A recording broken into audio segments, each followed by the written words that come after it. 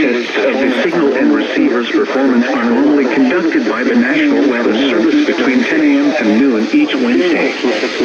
If there is a threat of severe weather, the test will be postponed to the next available good weather day. Reception of this broadcast. The one-to-one tone will vary at any given location variability.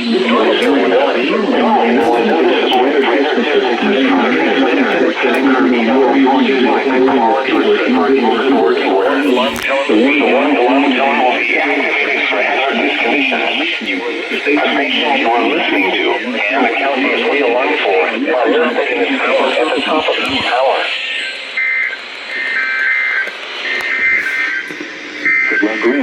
Your weather radio rounder. Your weather radio rounder. At 10 a.m. it often breaks from. It was partly sunny. The temperature was 82, the dew point 70. I'll really go outside. Have you ever seen an 11-minute weekly test? That one is for Gateway Star.